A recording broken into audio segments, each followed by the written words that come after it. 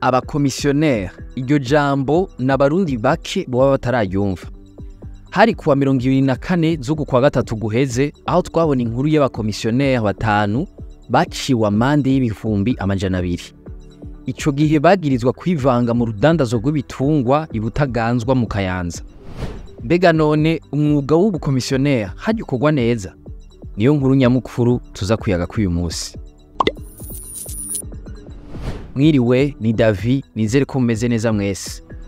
Haba mu rudandazwa rw'ibitungwa, ivyo kuranga amazu akoteshwa canke agurishwa, kurondera impapuro zimwe zimwe, hamwe no mu bisata nka vyose vy'urudandazwa canke vy'ubuzima muri rusangi, abakomisiyoneri ubasangayo.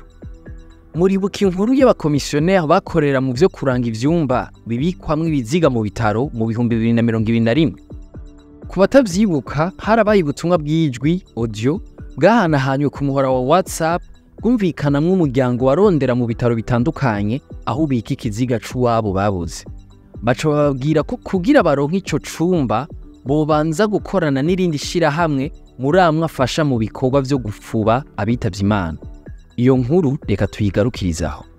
Uwo mwaka nyene muri Nyakanga abashinga amateka barasavye umushikiranganje w'intwaro yo hagati mu gihugu w'ico gihe ko abakomisiyoneri b'amazu bovaho.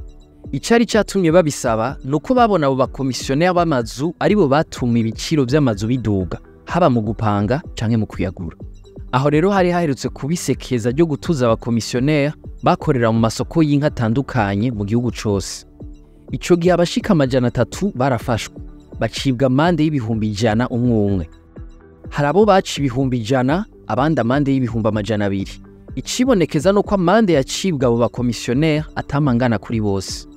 Nk'akarorero, buramatari w'intara ya Kayanza yarafashe ingingo yo kugwizana 3 ihadabu ryakwa abafatiwe muri ako kazi. Riva ku bihumbi 100 rija ku bihumbi amajana 3. Ego abakomisiyoneri batujijwe ibiciro vy'ibidandaza bimwe bimwe vyogabanuka. Mbega hoho ntavyo hava bica bigenda nabi, bitandukire inkuru ngufi nazo. Muri za nkino mpuzamakungu za tennis z'abigeme ziriko zibera hi Bujumbura, ku munsi w'ejo yavyitwayemo neza kurusha abandi. N'umutaliyano kazi Giordano Maddalena akaba yatsinze Dabon Vaudrey wo muri Autriche 7-2 Kuri uyu munsi wa kabiri w'izo nkino, umurundi kazi Sada na Himana akaba yakinye urukino rwa babiri afadikanyije na Barton Kamira wo muri Lituanie. Nabo nyene batsinze 2-0 umuhindi Sheti Sharania ari kumwe na Viviane Mayumi wo muri Brazil. Urukino rukaba rwabaye isaha 5 zo mu gitondo. Amazi ya Tanganyika abandanye yongera ku munsi ugeranije naho yategerezwa kugera.